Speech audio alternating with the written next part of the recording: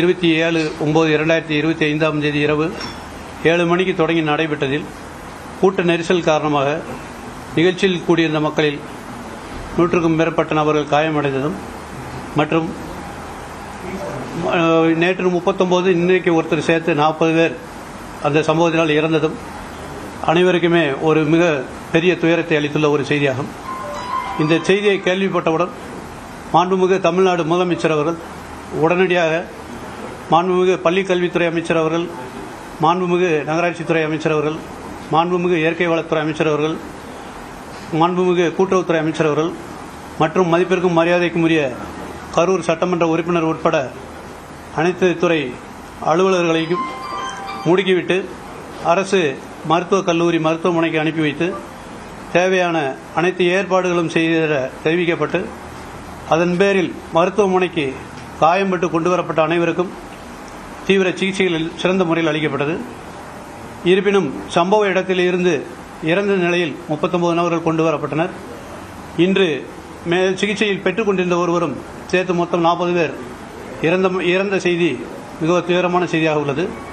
மாண்புமிகு தமிழக முதலமைச்சர் அவர்கள் இரவோடு இரவாக இந்த செய்திகளை கேள்விப்பட்டு இறந்த குடும்பங்களுக்கு நிவாரணமும் காயம்பட்டு சிகிச்சை பெற்று வருபவர்களுக்கு நிவாரணமும் அளித்துவிட்டு இரவோடு இரவாக திண்டுக்கல் மாவட்ட ஆட்சியர் மற்றும் திருச்சி மாவட்ட ஆட்சியர் அவர்களையும் இங்கு அனுப்பி வைத்துவிட்டு கரூர் மாவட்டத்திற்கு பல்வேறு மருத்துவ குழுக்களையும் சேலம், திருச்சி, திண்டுக்கல், நாமக்கல் போன்ற கோயம்புத்தூர் மற்றும் மதுரையிலிருந்து கிட்டத்தட்ட 114 டாக்டர்கள், 23 செவிலியர்கள் உட்பட அனைத்து குழுக்களையும் இங்கு அனுப்பி வைத்தார்கள். அதேபோல் தடயவியல் வல்லுநர்கள் பிற மாவட்டங்களிலிருந்து 16 பேரும், நமது மாவட்டத்தில் உள்ள 4 பேரும் இதற்கான பணிகளை செய்து வந்தார்கள். கரூர் அரசு மருத்துவக் கல்லூரி மருத்துவமனை மருத்துவர்கள் சுமார் 220 மற்றும் 115 செவிலியர்கள் உட்பட பல்வேறு மருத்துவம் மற்றும் மருத்துவம் சார்ந்த பணியாளர்களும் இந்த பணிகளில் ஈடுபட்டு வந்தனர் தீவிர சிகிச்சை அளிக்கிறதுக்கு. அவை போக தனியார் மருத்துவமனைகளிலும் நமது கரூர் மாவட்ட அரசு மருத்துவக் கல்லூரி மருத்துவமனையிலும் கிட்டத்தட்ட 110 நபர்கள் மருத்துவ சிகிச்சையை பெற்று வந்தனர். இந்த நிலையில் இறந்தவர்களுக்கு மாண்புமிகு தமிழ்நாடு முதலமைச்சர் அவர்கள் ரூபாய் 10 லட்சமும் சிகிச்சையில் உள்ளவர்களுக்கு ரூபாய் 1 லட்சமும் அளித்து நிவாரண நிதியாக அறிவிப்பு செய்துள்ளார்கள்.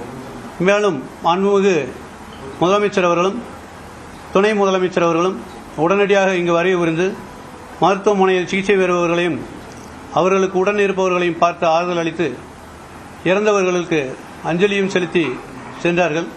மாவட்ட நிர்வாகத்தின் சார்பாக நாமளும் இங்கு ஒரு கட்டுப்பாட்டு அறை திறக்கப்பட்டு யாருக்கேனும் ஏதேனும் உதவிகள் தேவைப்பட்டால் அந்த அறையில் தொடர்பு கொள்ள இங்கும் மருத்துவமனையில் கட்டுப்பாட்டு அறைகளும் உருவாக்கப்பட்டன. இவை தவிர நமது 39 நபர்களுக்கும் இறந்து போன ராத்திரியோடு ராத்திரியாக இருந்த 39 நபர்களுக்கும் மாண்புமிகு சுகாதாரத்துறை அமைச்சர்கள் மற்றும் மாண்புமிகு முதல்வர் அவர்களின் ஆணையின்படி உடனடியாக பிரேத பரிசோதனை செய்து அவர்களிடம் அனைத்து உறவினர்களிடம் அவைகள் ஒப்படைக்கப்பட்டனர். எனவே மாவட்ட நிர்வாகத்தின் சார்பாகவும் தமிழ்நாடு அரசின் தீவிர உத்தரவுகள் மற்றும் ஆணைகளின்படியும் மாண்புமிகு முதலமைச்சர் மற்றும் துணை முதலமைச்சர் அவர்கள் இங்கு வருகை புரிந்து கொடுத்த கட்டளைகளின் பேரிலும் அனைத்து சிகிச்சை பெற்ற நோயாளிகளுக்கும் சிறந்த முறையில் தீவிர சிகிச்சைகள் அளிக்கப்பட்டு மருத்துவமனையில் எந்தவித குறைபாடும் இல்லாமல் மருந்துகள் மாத்திரைகள் வழங்கி அவர்களுக்கு தீவிர சிகிச்சைகள் இன்னும் தொடர்ந்து கொண்டிருக்கின்றன என்ற விவரத்தையும் தெரிவித்துக் கொள்கிறோம்.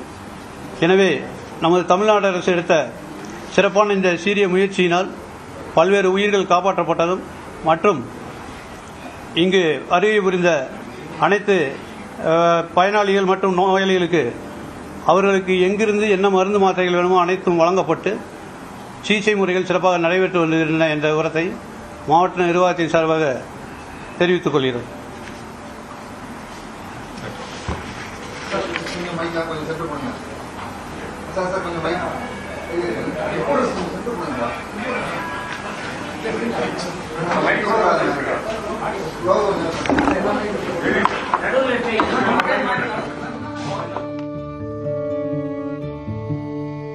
கரூர் மாவட்ட ஆட்சியர் தங்கவேலு செய்தியாளர்களை சந்தித்த அந்த காட்சிகளை பார்த்தோம். சம்பவம் நடந்தது தொடர்பாக தகவல் அறிந்த உடனடியாக அரசு இயந்திரம் முழுவீச்சில் செயல்பட்டு எல்லா விஷயங்களையும் சீரிய முறையில் செய்திருப்பதாக அவர் சொல்லியிருந்தார். அதேபோல மருத்துவர்களுக்கான வசதி மருத்துவமனையில் செய்யப்பட்டிருந்த ஏற்பாடுகள் இது தொடர்பாகவும் அவர் பேசியிருந்தார். உயிரிழந்த நிலையில் 39 பேர் அரசு மருத்துவமனைக்கு கொண்டு வரப்பட்டார்கள். சிகிச்சையிலிருந்து ஒருவர் உயிரிழந்திருக்கிறார் என்ற ஒரு தகவலையும் அவர் சொல்லியிருந்தார். இப்பொழுது மாவட்ட ஆட்சியர் அவர்கள் கூறியது பொழுது இந்த நிகழ்வு சம்பந்தமாக உடனடியாக என்னை கிளம்பச் சொல்லி நமது தமிழக முதல்வர் அவர்கள் உத்தரவின் பேர் நான் நேற்று இரவு உடனே கிளம்பி இங்கு கரூருக்கு வந்தேன். இங்கு வந்த பல இடங்களில் பத்திரிகை நிருபர்கள் சார்பாக பல கேள்விகள் கேட்கப்பட்டது. அதில் முதலாவதாக எதற்காக இந்த பகுதியை நீங்கள் தேர்ந்தெடுத்தீர்கள், இதற்கு முன்னால் கொடுக்கப்பட்ட பகுதியை ஏன் நீங்கள் அவங்களுக்கு பர்மிஷன் கொடுக்கலன்னு கேட்டாங்க. இதில் சொல்லக்கூடிய மேட்டர் என்னென்னா 23/9 அன்று ஃபஸ்ட்டு ஒரு பெட்டிஷன் கொடுக்குறாங்க. அந்த பெட்டிஷனில் அவங்க கேட்டது லைட் ஹவுஸ் ரவுண்டானா அப்படிங்கிற பகுதியை கேட்குறாங்க. அந்த லைட் ஹவுஸ் ரவுண்டானா ஒரு ஹை ரிஸ்க் பிளேஸ். ஆக்சுவலி நீங்கள் பார்த்தீங்கன்னா அந்த ரவுண்டானா போய் பார்த்தீங்கன்னா உங்களுக்கு தெரியும். ஒரு பக்கம் ஒரு பெரிய பெட்ரோல் பங்க் இருக்குது, அடுத்த பக்கம் ரைட் சைடில் நீங்கள் பார்த்தீங்கன்னா நம்ம அமராவதி ரிவர் இருக்குது, பெரிய பிரிட்ஜ் போகுது. ஸோ அந்த இடத்துல இந்த மாதிரி ஒரு டென்ஸ் க்ரௌடை போய் நம்ம அதில் போய் பேக் பண்ணி அதை கண்டக்ட் பண்ணுறது ஒரு மிக கஷ்டமான ஒரு சூழ்நிலை. அதை பார்த்த உடனே ஒரு ரிஜெக்ஷன் ப்ரொசீஜர் தயார் பண்ணிட்டாங்க காவல் நிலையத்தில். அது கொடுக்கும் பொழுது அவங்க ரொம்ப இன்சிஸ்ட் பண்ணி அடுத்த நாள் அவங்க கேட்டது பொண்ணுங்களுக்கு அந்த ரவுண்டானில் கொடுங்க, இல்லைனா உழவர் சந்தை அதில் கொடுங்கன்னு சொல்லி கேட்டுக்கிறாங்க. அந்த உழவர் சந்தை மைதானம் அந்த இடமும் கொஞ்சம் குறுகலான இடம். அதுலேயும் இது மாதிரி ஒரு டென்ஸ் க்ரௌடை நம்ம பேக் பண்ணி வச்சு நம்ம கண்டக்ட் பண்ணுறது மிகவும் கடினம். அப்போ சொல்லும்போது தான் இப்போது ஒரு கட்சியில் சார்பாக இப்போ இந்த வேலாயுதபுரத்தில் கண்டக்ட் பண்ணும்போது சுமார் ஒரு 12,000-15,000 பேர் நடத்திருக்காங்க. அது ஒரு அப்ரூவ்ட் பிளேஸு. அந்த பிளேஸில் நீங்கள் நான் நடத்திக்கலாம்னு சொல்லி காவல்துறை சஜஷன் கொடுத்துருக்காங்க. அது முதல்ல அவங்க வேண்டாம்னு சொல்லிட்டு அப்புறம் அவங்களே அப்ரூவ் பண்ணி அவங்களே பெட்டிஷன் அவங்களே கொடுத்து அது 26 அன்றைக்கு அந்த பெட்டிஷன் கொடுத்து அவங்களே அன்றைக்கி ஆர்டர் வாங்கிடுறாங்க. ஸோ இதை பொறுத்த வரைக்கும் இது நம்ம தமிழக வெற்றிக் கழகம் அந்த மெம்பர்ஸ் யார் பெட்டிஷன் கொடுத்தாங்களோ அவங்கள்ட்ட பேசி அவங்கள்ட்ட சொன்னதுக்கு அப்புறம் தான் நம்ம அப்ரூவல் கொடுத்து அந்த பர்மிஷன் நம்ம கொடுத்தோம். அடுத்ததாக பலர் கேட்டது காவல்துறையின் எண்ணிக்கை நீங்கள் ரொம்ப மிக குறைவாக போட்டுக்கலான்னு சொல்லி கேட்டாங்க. அதாவது பொதுவாகவே நம்ம ஒரு க்ரௌடுன்னு நம்ம அசஸ் பண்ணுறோம்னா அது நாங்கள் ஒரு ஸ்கேல் எடுப்போம். அதாவது ஒரு லூஸ் க்ரௌட்னா அந்த இடத்துல ஒரு 10 ஸ்கொயர் ஃபீட்டில் ஒரு ஆள் நிற்கலாம். அடுத்து ஒரு ஸ்டாண்டிங் க்ரௌட்னா ஒரு 6-7 ஸ்கொயர் ஃபீட்டில் ஒரு ஆள் நிற்கலாம். ஒரு டென்ஸ் க்ரௌட் அதெல்லாம் ஒரு 4.5 to 5 ஸ்கொயர் ஃபீட்டில் ஒரு ஆள் நிற்கலாம். ஸோ இது நம்ம கால்குலேட் பண்ணி பார்க்கும் பொழுது அதே மாதிரி அந்த க்ரௌடுடைய கேரக்டர் ஒரு low risk, moderate, high risk, இது மாதிரி பல கேட்டகரிஸ் இருக்குது. பொதுவாகவே ஒரு லோ ரிஸ்க் க்ரௌடுன்னா ஒரு போலீஸ்மேன் ஃபார் 250 to 300 பீப்புள், அதான் லோ ரிஸ்க் கொடுக்கக்கூடிய பந்தோபஸ்து. அடுத்ததாக மாடரேட் ஸ்கேல் இருந்ததுன்னா 1 policeman for 100 to 150 people. High ரிஸ்க்னா 1 போலீஸ்மேன் ஃபார் 50 பீப்புள். இங்கே 27ஆம் தேதி நடந்த நிகழ்வுக்கு அவங்க கொடுத்த பந்தோபஸ்த் 500 காவலர் அதிகாரிகள், மாவட்ட காவல்துறை கண்காணிப்பாளர் மற்றும் 3 ADSPs, 4 DSPs, 17 inspectors, 58 sub inspectors, மீண்டும் எல்லாம் சேர்த்து மொத்தமாக 500 போல ஒரு ஸ்ட்ரென்த் கொடுத்துருக்காங்க. இந்த ஐஜி சென்ட்ரல் ஜோன் இங்கே தான் கேம்ப் பண்ணிட்டு இருக்காங்க. அன்னைக்கு ஐஜி சென்ட்ரல் ஜோன் இங்கே கேம்ப் பண்ணி ஃபுல்லாக மானிட்டர் பண்ணி வாட்ச் பண்ணிட்டு இருக்காங்க பட்டியலில் கம்ப்ளீட்டாக. அடுத்ததாக இதுவரைக்கு தமிழக வெற்றிக் கழகம் சார்பாக அவங்க நடத்திய மற்ற பகுதிகளில் உள்ள போலீஸ் டிப்ளாய்மெண்ட் உங்களுக்கு சொல்கிறேன். இந்த திருப்பி கேட்கறதுனால சொல்கிறேன். திருச்சி மாநகரத்தில் முதல்ல நடக்கும் பொழுது அங்கே கொடுத்திருந்த போலீஸ் பாதுகாப்பு கொடுத்த காவலர்கள் எண்ணிக்கை 650. காரணம் ஒரு மாநகரம் பிளஸ் ஏர்போர்ட் கவர் பண்ண வேண்டிய ஒரு சூழ்நிலை அங்கே இருந்தது. அதனால அங்கே கொடுத்தது 650. அடுத்ததாக அரியலூர் மாவட்டத்தில் மொத்தம் கொடுத்த காவலர்களுடைய எண்ணிக்கை 287. பெரம்பலூர் மாவட்டத்தில் 480, நாகப்பட்டினம் மாவட்டம் 410, திருவாரூர் 413, நாமக்கல் 279, கரூர் 500. நாமக்கல்ல கூட இதே மாதிரி நேற்று ஹீட் ஸ்ட்ரோக் ஆகி சுமார் 34 பேர் ஹாஸ்பிட்டலைஸ் ஆனாங்க. அதில் ஸ்டில் அபவுட் 4 people ஸ்டில் இந்த அப்சர்வேஷன் இருக்கிறாங்க. ஸோ இது காவல்துறை நாங்கள் சொல்ல வேண்டிய உங்களுடைய கேள்விகளுக்கு சொல்லக்கூடிய ஒரு முக்கியமான சில பாயிண்ட்ஸு. அடுத்ததாக இந்த ஆம்புலன்ஸ் எங்கிறது வந்துன்னு சொல்லி கேட்டிருக்காங்க. ஒன் ஆஃப் த கண்டிஷன்ஸ் கொடுக்கும் பொழுது போதிய ஆம்புலன்ஸ் வசதிகள் ஏற்பாடு செல்ல கண்டிஷனில் கொடுத்துருந்தாங்க. அதற்கு ஏற்றாற்போல் அவங்களே நம்ம அந்த போலீஸ் குவார்ட்டர்ஸ் பக்கத்தில் 2 ஆம்புலன்ஸ் அவங்களே பார்க் பண்ணி அங்கே அரேஞ்ச் பண்ணி வச்சுருந்தாங்க. இந்த நிகழ்வுகள் நடந்து தெரிய வந்ததுக்கு அப்புறம் முதல்மாக காவல்துறையினர் அங்கிருந்து மைக்கில் கூப்பிட்டு சொல்றாங்க போலீஸ் ஸ்டேஷனுக்கு, இங்க ஏதோ இன்சிடென்ட் நடந்துருச்சு, ஸ்டாம்பேட் மாதிரி தெரியுது, அதனால கொஞ்சம் உடனே ஆம்புலன்ஸ் வர சொன்னாங்க. அதுக்கப்புறம் தான் ஆம்புலன்ஸ் வந்து லோக்கல் போலீஸ் இன்ஃபார்ம் பண்ணி அங்க அமராவதி ஹாஸ்பிட்டல் இருந்து நிறைய ஒரு நிலை 10 ஆம்புலன்ஸ் ஸ்டார்டட் மூவிங் தேர். இதை சொல்ல வேண்டிய ஒரு முக்கியமான ஒரு கருத்து. அடுத்ததாக ஸ்டோன் பெல்ட்டிங் இருந்துன்னு சொன்னாங்க. எங்களுடைய தகவல் படி இதுவரைக்கும் நாங்கள் விசாரிச்சு பார்த்தபடி அப்படி கல் எறிஞ்சாங்கன்னு சொல்லி இந்த மாதிரி எந்த ஒரு செய்தி எங்கள்கிட்ட கிடையாது ஆக்சுவலா. ஸோ இப்போ இவ்வளவு இருந்ததுக்கு அப்புறம் இப்போ செக்யூரிட்டி எதுவும் லேப்ஸ் இருந்ததா அப்படின்னு ஒரு கேள்வி எல்லாருக்கும் வரலாம். இப்போ தலைவர் வந்து தமிழக வெற்றி கழக தலைவர் வந்து தவுட்டுப்பாளையத்திலிருந்து நம்ம கரூர்ல இந்த அந்த ஜங்ஷன், இந்த ரவுண்டான ஜங்ஷன் வர வரைக்கும் இட் டுக் 2 hours. இது வந்து யூஸ்வலாக நம்ம ஒரு 30 minutes கவர் பண்ணக்கூடிய டிஸ்டன்ஸ், பட் 2 hours ஆச்சுது. ஏற்கனவே நாமக்கல் அவங்க பண்ண வேண்டிய அந்த பிரச்சாரமும் லேட்டாக ஆரம்பிச்சு அது 4 hours ஆச்சுது. 12 o'clockலேருந்து 4 o'clock ஆச்சுது. அங்கே அதனால காத்திருந்த மக்கள் எல்லாருக்குமே ஹீட் ஸ்ட்ரோக் ஆகி அதனால அவங்க ஹாஸ்பிட்டல் போக வேண்டிய நிலைமை நாமக்கல்லே நடந்தது. சப்சிக்வெண்டாக அவங்க திருப்பி அங்கேருந்து கிளம்பி வரும்போது 4:15 போல் அங்கேருந்து கிளம்பியிருக்காங்க. நாமக்கல்ல இருந்து கிளம்பி அந்த தவுட்டுப்பாளையம் கிளம்பும் பொழுது நம்மளுக்கு அந்த ரவுண்டான பக்கத்தில் வரும்போது அந்த ஜங்ஷன், அந்த ஃபிளைஓவர் ஜங்ஷனில் வரும்போது ஆல்மோஸ்ட் 6 o'clock டைம் ஆயிடுச்சு. ஸோ 6 o'clock வந்ததுக்கப்புறம் அது வரைக்கும் அந்த கட்சியின் தலைவர் அவர்கள் வந்து சைடில் இருக்கும்போது சர்வீஸ் ரோட்லேருந்து மக்களை பார்த்து கையசிட்டு வந்தவர் உள்ள திருப்பி வண்டிக்குள்ளே போனதுக்கப்புறம் மக்களை பார்க்கக்கூடிய ஆர்வம் அதிகமாகுது. ஆகும்போது இந்த பின்னாடி வந்த கிரௌட் எல்லாமே வண்டி கூட சேர்ந்து போக ஆரம்பிக்கிறாங்க. அந்த வண்டி போகிற ஒரு டிஸ்டன்ஸ் டைமே வந்து ஆல்மோஸ்ட் 1 hour ஆயிடுச்சு. அங்கே 6 o'clock அங்கே ஆரம்பித்த வண்டி வந்து அங்கே மூவ் பண்ணி அந்த முனியப்பன் கோயில் தாண்டி அந்த பேசக்கூடிய இடத்துக்கு வரக்கூடியதுக்கு சுமார் நியர்லி அபவுட் 1 hour ஆயிடுச்சு. அப்போ அங்கே போகும் பொழுது தலைவரை பார்க்க வேண்டிய ஒரு ஆர்வத்தில் இருந்த கிரௌட் நேச்சுரலாக 2 சைட்லையும் இருந்து மூவ் பண்ணும் பொழுது ஏதோ ஒரு இன்சிடென்ட் நடந்திருக்குது. அதை நம்ம கண்டிப்பாக விசாரிச்சு இன்வெஸ்டிகேஷன் என்ன நடந்ததோ அதை நம்ம கண்டுபிடிக்கணும். இதான் நான் காவல்துறை சொல்லக்கூடிய விரும்புகிறேன். எக்ஸாக்ட்லி, அதான் ஒரு நல்ல பாயிண்ட். இப்போ லீடர் ஆஃப் அப்போசிஷன் வரும்போது நாங்கள் கொடுத்த ஸ்ட்ரென்த் வந்து 137 orderly crowd, well regulated, control, ஒரு பிரச்சனை இல்லாமல் போச்சுது, ஸ்மூத்தாக டிஸ்போஸ் ஆனாங்க. இப்போ நேற்று எங்களுக்கு வந்து இந்த ஆம்புலன்ஸில் வந்து காயப்பட்டவங்களை வெளியே எடுத்து வரும்போது கூட கூட்டு வர முடியல. அதே மாதிரி அவங்க கட்சி தலைவரை வந்து நம்ம அந்த இடத்தை விட்டு நம்ம வெளியே கூட்டு போகிறதுக்கும் எங்களால் ஒழுங்காக அந்த க்ரௌடை வந்து புஷ் பண்ணி கொண்டு போக முடியல. ஸோ எந்த ஒரு பாதுகாப்பு அமைப்பாக இருந்தாலும் சரி, அதில் யார் கலந்துக்கிறாங்களோ அவங்களுடைய ஒத்துழைப்பும் காவல்துறைக்கு தேவை. ஏன்னா இது நீங்கள் எவ்வளோதான் ஸ்ட்ரென்த் போட்டாலும் சரி, நீங்கள் 500 இல்லை 1000 போட்டாலும் சரி, 2000 போட்டாலும் சரி, இவ்வளோ ஒரு 10,000 15,000 20,000 இருக்கக்கூடிய க்ரௌட் வந்து போலீஸை ரெசிஸ்ட் பண்ணும் பொழுது என்ன பண்ண முடியும்? இப்படி சூழ்நிலைகள் வரும் கண்டிப்பாக. அப்போ நம்ம வந்து கொஞ்சம் அவங்களை கை வச்சு பேசி சமாதானம் பேசி கொஞ்சம் லைட்டாக புஷ் பண்ணி தான் கொண்டு வர முடியும். இப்போ டிஎஸ்பி வந்து கரூர் டவுன் டிஎஸ்பி வந்து நம்ம மேம்பாலத்திலிருந்து அந்த பேசுகிற இடத்துக்கு வந்து அவர் தான் வந்து அந்த டீமோட பேசி கூட்டு வந்திருக்கிறாரு. ஒரு அட்லீஸ்ட் 50 meters பிஃபோர் இந்த ஸ்பீக்கிங் பாயிண்ட்ல வச்சு பேசி சொல்லியிருக்கிறாரு. சரி, இங்கே நிறுத்திக்கலாம், வேண்டாம், கூட்டம் ரொம்ப ஜாஸ்தியாக இருக்குது, இங்கே வச்சே பேசலான்னு சொல்லிட்டு. அதுக்கும் அந்த ஆர்கனைசர்ஸ் மறுத்துருக்காங்க. இல்லை நாங்கள் அந்த பாயிண்ட்டுக்கு தான் போகணும், இங்கேருந்து எங்களுக்கு கவரேஜ் நல்லா கிடைக்காது, இங்கேருந்து எங்களுக்கு வந்து சரியாக மைக் சரியாக கேட்காது. ஸோ அதனால தான் அங்கேருந்து திருப்பி வந்து கொஞ்சமாக வந்து அந்த வண்டியை வந்து கொஞ்சம் புஷ் பண்ணி க்ரௌடை கொஞ்சம் 2 செகண்ட் மூவ் பண்ணி கொண்டு வந்துருக்காங்க. ஸோ அந்த ஸ்பாட்டுக்கு வந்ததுக்கப்புறம் ஒரு 10 நிமிடம் வந்து தலைவரை யாராலும் பார்க்க முடியல.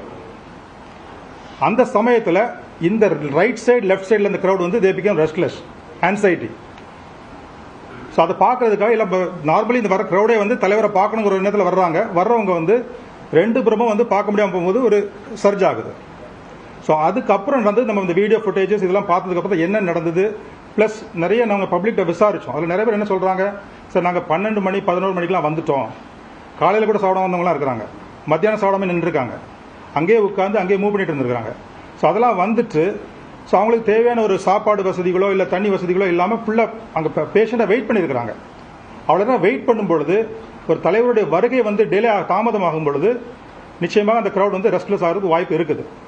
ஸோ இது எல்லாமே வந்து நம்ம இன்வெஸ்டிகேஷனில் எப்படி நடந்தது என்ன நடந்தது நம்ம வீடியோஸ்லாம் பார்த்தா தான் தெரியும். ப்ளஸ் எவிடன்ஸ் இந்த விட்னஸஸ் அங்கே இருந்தவங்க கலந்துக்கிட்டவங்க அவரோட விசாரிச்சா தான் நம்மளுக்கு என்னன்னு தெரிய வரும்.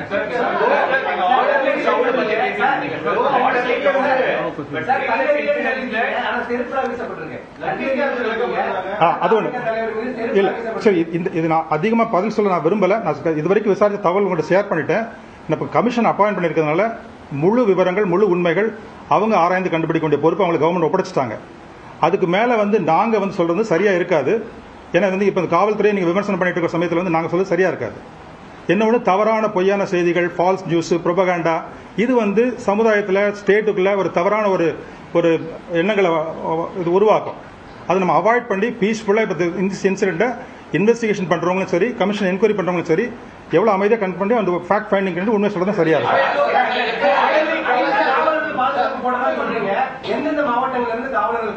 அரியலூர், புதுக்கோட்டை பிளஸ் இங்க கரூர் டிஸ்ட்ரிக்ட் இல்ல இருந்தாங்க. ஐஜி இருந்தாருங்க. ஐஜி இருந்தாரு. 10,000 பேர் தான் அவங்க எழுதி கொடுத்திருந்தாலும் நம்ம இன்டெலிஜென்ஸ் மூலமா முன்னாடியே கிட்டத்தட்ட 50,000 அது சொல்லல. அதாவது ஒரு சரி நான் கேக்குறேன் நீங்க 20,000 crowd வந்தா கூட ஒரு policeman is equal to 40 people. நாங்க எவ்வளவு போட்டிருந்தோம்? ஒரு போலீஸ்மேன் ஈக்குவல் 20 people போட்டிருந்தோம்.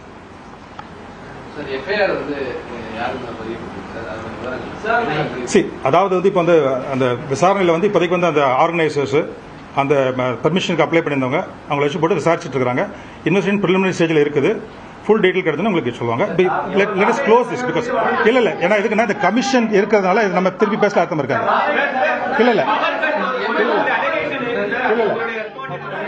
ஓகே ரைட் ஓகே அது ஈபில பேசிக்கிட்டோம். இல்ல அது நான் இப்ப சொல்ல முடியாது. அவங்க ஈபில சொல்ல கிளாரிஃபிகேஷன் சொல்லுவாங்க.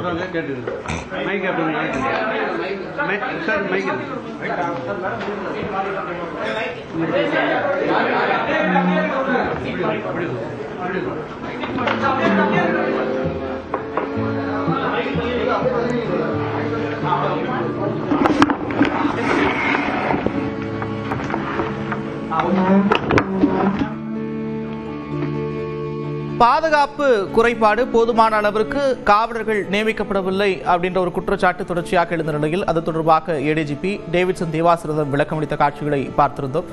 பொதுவாக காவல்துறையினுடைய நடைமுறைப்படி மண்டலம் சே ராஜலட்சுமி தமிழக வெற்றி கழகத்தின் மக்கள் சந்திப்பு நடைபெற்ற வேலுச்சாமிபுரத்தில் தமிழக வெற்றி கழகத்தின் தலைவர் உரையாற்றிக் கொண்டிருந்த போது தடையில்லாத மின்சாரம் வழங்கப்பட்டுள்ளது என்று தெரிவித்துக் கொள்ளப்படுகிறது. அனைத்து புகைப்படங்களிலும் சம்பவம் நடைபெற்ற போது தெருவிளக்கு மற்றும் கடைகளில் வெளிச்சம் இருப்பது தெளிவாக தெரிகிறது. எனவே உரையாற்றிக் கொண்டு இருக்கும்போது மின்தடை ஏற்பட்டது என்பதை திட்டவட்டமாக மறுக்கப்படுகிறது. மேலும் நிகழ்ச்சி நடைபெற்ற இடத்தில் கூட்டம் ஏற்பாடு செய்யப்பட்டவர்களால் பொருத்தப்பட்ட ஜெனரேட்டர் மற்றும் போக்கஸ் லைட்டுகள் கூட்ட நெரிசல் ஆஃப் ஆனது என்று தெரிவித்துக் கொள்ளப்படுகிறது. முன்னதாக தாவேகாவின் கரூர் மேற்கு மாவட்ட செயலாளர் மக்கள் சந்திப்பு நிகழ்ச்சிக்கு 27/9/25 அன்று கரூர் ஈரோடு ரோடு வேலுச்சாமிபுரத்தில் காலையில் 12 மணிக்கு மேல் உரையாற்ற உள்ளார் என்றும், வேலுச்சாமிபுரம் நெரிசலான பகுதி என்பதால் மக்கள் கூட்டம் அதிகமாக வரும் என்பதாலும் பொதுமக்களின் பாதுகாப்பு கருதி தலைவர் பேசும் பொழுது குறிப்பிட்ட நேரம் மட்டும் மின்சாரத்தை நிறுத்தம் செய்து தரும்படி கடிதம் 26/9/25 என்று பெறப்பட்டது.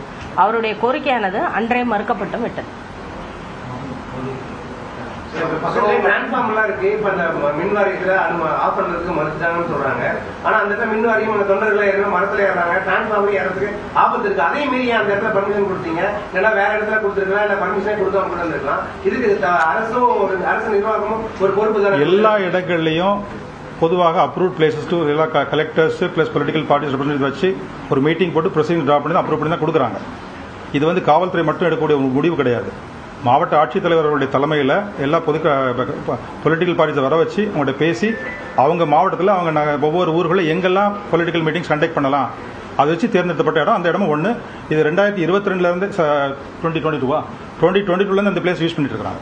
குறிப்பா ரூலிங் பார்ட்டிக்கும் ஒரு மாதிரி ஒரு அனுமதியும் எதிர்கட்சிகளுக்கு ஒரு மாதிரி அனுமதியும் கொடுக்கறதா காவல்துறை. பொதுவாக எல்லா பெர்மிஷனும் நாங்கள் கொடுக்குறோம். எல்லா கட்சிகளுக்கும் என்னென்ன ப்ரோக்ராம் நடக்குதோ இல்லை பாத யாத்திரையோ இல்லை வேற எதுனாலும் சரி கண்டிப்பாக நாங்கள் பெர்மிஷன் கொடுக்குறோம். கண்டிஷன்ஸ் போடும்பொழுது ஒரு சிலருக்கு அது விரும்பாம இருக்கலாம். பவர் கட் பண்ண மாட்டோம்னு சொல்லிருக்கோமா? அவங்க கேட்டு நீங்க அதுக்கு நிறைய பாசிபிலிட்டிஸ்ல நிறைய மரங்கள்ல ஏறாங்க, கம்பங்கள்ல ஏறக்கூடிய சம்பவம். அது பாதுகாப்புக்காக நம்ம ஆஃப் பண்ணிட்டு திருப்பி கொடுத்துட்டோம். அப்போ ஒரு பேசுறப்ப கரண்ட் இப்ப அது அவர் வரதுக்கு முன்னால நடந்தது. அவர் வரும்போது இல்ல, அவர் வரதுக்கு முன்னால அவங்க அந்த மாதிரி முயற்சிகள் எல்லாம் பண்ணாங்க. மரத்து மேல ஏறினாங்க, டிரான்ஸ்பார்மர் மேல ஏறினாங்க. மரத்து மேல ஏறினா மரத்தோட வெயிட் தாங்க, லைன்ல விழுந்துருவாங்க, அது ரொம்ப சீரியஸான சூழ்நிலை போயிருங்கிறதுனால ஆஃப் பண்ணிட்டு போலீஸ் காவல்துறையோட அனுமதியை உதவியை வாங்கி அவங்களை இறக்கி விட்டுட்டு திருப்பி சப்ளை தொடர்ந்து மீட்டிங் முடிகிற வரையும் மரத்து மேலே இருக்கிறதுக்கான ஆவணங்கள் இருக்கு, ஃபுட்டேஜ் இருக்கு. ஆனா லைனை விட்டு நகண்டு வந்துட்டாங்கன்னா சரி, எப்படி எல்லா இடத்துலயும் இந்த பாயிண்ட் எல்லாமே கண்டிப்பா கமிஷன்லயும் கேட்பாங்க. Let them answer.